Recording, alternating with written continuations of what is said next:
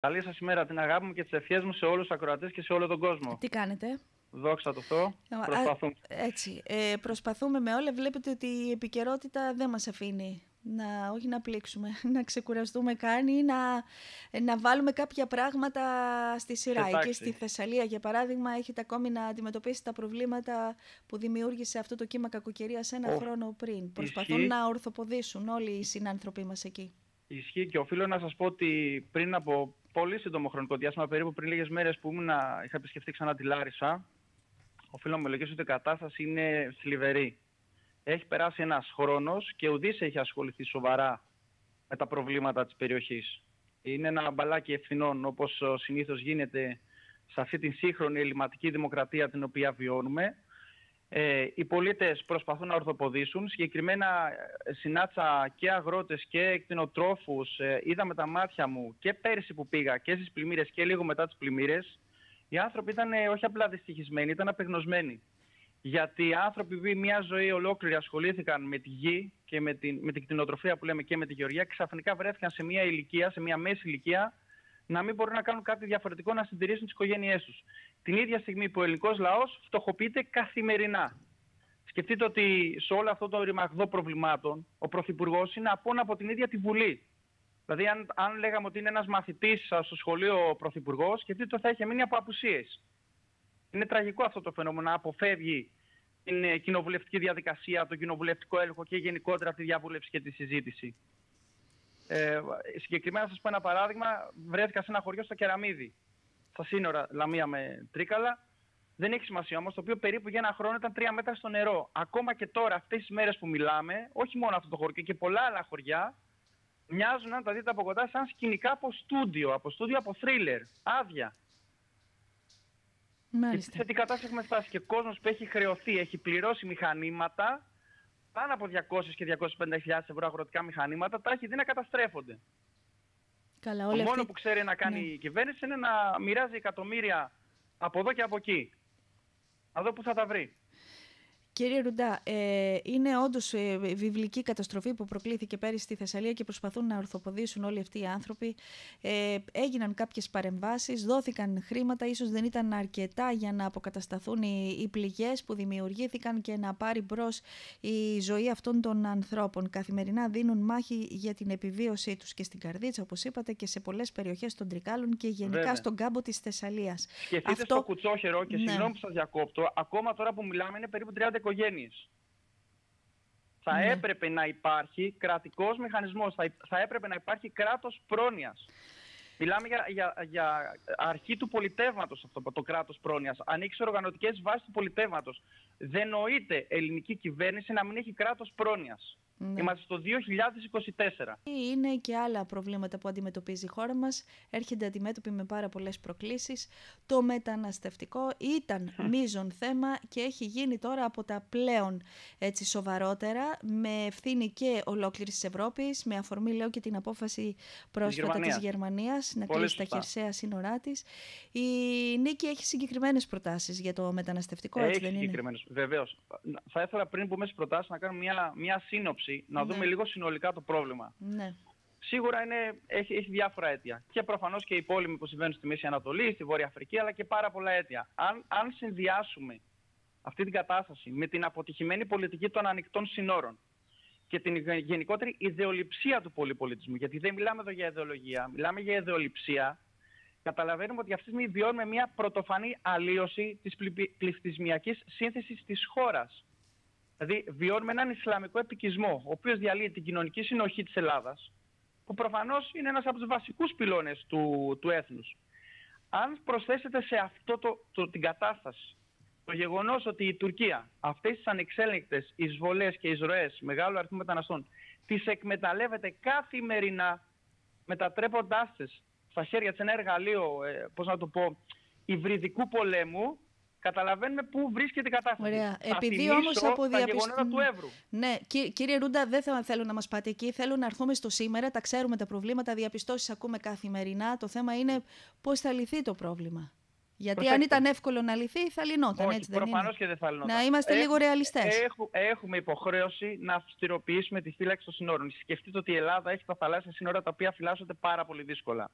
Προφανώς να αυστηροποιήσουμε τη διαδικασία παροχής ασύλου. Ο κύριος Μητσοτάκης φροντίζει να την παρέχει αφιδώς. Θα πρέπει να θεσμοθετήσουμε το γεγονός, το εγκληματικό γεγονός της διακίνησης των μεταναστών, το χρησιμοποιεί η Τουρκία πάρα πολύ, αλλά και οι Έλληνες, ως ιδιώνυμο έγκλημα, με πραγματικά πολύ αυστηρές ποινές. Θα πρέπει να πούμε σε μια διαδικασία να ελέγξουμε όλες τις ΜΚΟ οι οποίες έχουν συνεργήσει σε αυτή την κατάσταση. Θα πρέπει να στείλουμε τις παράνομους μετανάστες που δεν προέρχονται από εμπόλεμες ζώνες πίσω στις χώρες τους. Σκεφτείτε ότι η Ελλάδα το 2016 είχε μια συμφωνία με την Τουρκία να στέλνει πίσω στην Τουρκία όσους δεν έχει χορηγηθεί άσυλο. Δηλαδή δεν δικαιούνται το άσυλο. Και όμως δεν το κάνει. Και αυτό ήταν ένα από τα βασικά αίτια για τα οποία γεμίσαν τα νησιά μας παράνομους μετανάστες, τους οποίους, προσέξτε, άκουσαν. Η κυβέρνηση πώς προσπάθησε να το λύσει, τον υπερσυγκεντρωτισμό αυτό στα νησιά, τους έστειλε όλους στην υπηρετική Ελλάδα.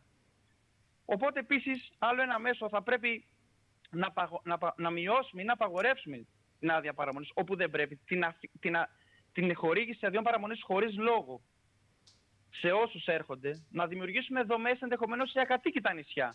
Για ποιο λόγο να γεμίσουμε τα νησιά που έχουμε Έλληνες νοικοκυρέους που εργάζονται, οι οποίοι έχουν οικογένειες και προφανώς, όπως καταλαβαίνετε, τίθεται και ζήτημα εθνικής ασφάλειας. Σίγουρα πρέπει να επανεξετάσουμε όλες τις αθρώες ελληνοποίησεις, προφανώς να μην έχουν δικαίωμα ψήφου, να φορολογήσουμε τα εμβάσματα στο εξωτερικό. Σας είπα και πριν ότι ο Έλληνας φτωχοποιείται. Δεν μπορούμε να λέμε στους Έλληνες να μιλάμε για επιδοματική πολιτική, να μην έχουμε καθόλου ανάπτυξη, να μην ασχολείται κανείς με τον πρωτογενή τομέα. Προφανώς θα πρέπει να εφαρμόσουμε και σωστή επικοινωνιακή πολιτική προς τις χώρες που στέλνουν τους ανθρώπους αυτούς, ότι το να έρθουν εδώ στην Ελλάδα δεν σημαίνει ότι έλυσαν το πρόβλημα της ζωής τους. Και προφανώς να στείλουμε πίσω στην Τουρκία, πραγματικά όμως, χωρίς να κοροϊδεύουμε τον ελληνικό λαό, αυτούς οι οποίοι πρέπει να πάνε εκεί, οι οποίοι δεν δικαιούνται άσυλο. Ναι, τώρα όλες αυτές είναι χρονοβόρες διαδικασίες. Αυτοί οι άνθρωποι έρχονται χωρίς χαρτιά στη χώρα μας. Έρχονται χωρίς χαρτιά και σκεφτείτε, έχετε πολύ δίκιο, και πόσοι έρχονται που δεν τους αντιλαμβάνονται οι αρμόδιες αρχές, έτσι, και μπαίνουν κρυφά μέσα στη χώρα. Ναι, χρονοβόρες διαδικασίες, αλλά δεν μπορεί να γίνει κάτι γιατί το πρόβλημα έχει συσσωρευτεί. Όταν τόσα χρόνια το βάζεις κάτω από το χαλί και κάνεις ότι δεν το βλέπεις, ξαφνικά δεν μπορείς να το διαχειριστείς. Ναι. Εσείς είστε και νομικός, ξέρετε έτσι κάποια πράγματα πώς τα χειριζόμαστε και πόσο χρειάζονται κάποιες διαδικασίες για να τρέξουν. Τώρα, θέλω να έρθουμε όμως και στην πολιτική επικαιρότητα, βλέποντας και τι συμβαίνει έτσι στο πολιτικό σκηνικό της χώρας. Κανένα κόμμα αυτή τη στιγμή δεν μπορεί να εκφράσει τους πολίτες, ούτε προς τα αριστερά ούτε προς τα δεξιά. Πολύ έτσι κερματισμένοι είναι και η δεξιά και η αριστερά και βλέπουμε τους πολίτες, τον κόσμο, να μην δείχνει εμπιστοσύνη κάπου. Από τη μια έχει φθορά η κυβέρνηση, γιατί διανύει ήδη τη δεύτερη θητεία της, με πολλά ζητήματα άλυτα για τους πολίτες, για την καθημερινότητα των πολιτών, συν τα εθνικά θέματα. Μάλιστα τα ποσοστά της να καταραίουν καθημερινά. Ναι. Προς επίρρωση είναι αυτό που λέτε. Ναι, αλλά αυτά τα ποσοστά δεν πηγαίνουν και κάπου αλλού. Αυτό είναι το θέμα. Ή τη νίκη που εκπροσωπείτε εσείς, που είναι εκεί κολλημένη στο 3,8% σύμφωνα με τα δημοσκοπικά ευρήματα. Λέω και την τελευταία χθεσινή δημοσκόπηση. Το τι λένε οι δημοσκοπήσεις προφανώς είναι και δικό τους θέμα. Να συνυπολογίσουμε πολλές φορές το ότι και τα μέσα μαζικής ενημέρωσης γενικώς, ας πούμε, ένα, να το πω, ιδιότυπο πόλεμο, να το πω έτσι, δεν θα λέγα φήμωσης, δεν δίνουν εύκολα το δικαίωμα έκφρασης και είναι και προς τιμή σας η σημερινή εκπομπή. Ξέρετε, ίσως οι Έλληνες πολίτες έχουν απογοητευτεί πραγματικά και ίσως αυτό είναι και καλό, γιατί βλέποντας την κατάρρευση της χώρας, η οποία είναι πρώτον πυλών, προφανώς και αρχίζουν και ενεργοποιούν το λογικό τους. Δηλαδή δεν πάνε εύκολα από εδώ και από εκεί, θέλουν να κρίνουν και να δουν πραγματικά ποια είναι η ωφέλεια. Δηλαδή θέλουν να σκεφτούν με αίτιο και αιτιατό, να βάλουν το νου τους να σκεφτεί. Και ίσως εδώ θέλουν λίγο χρόνο παραπάνω. Η νίκη πάντως είναι απαρασάλευτη στις αρχές της. Ασκεί ένα καθημερινό κοινοβουλευτικό έργο και κοινοβουλευτικό έλεγχο, ο οποίος προσπαθούμε να είναι όσο το δυνατό πιο ποιοτικός και όχι ποσοτικός.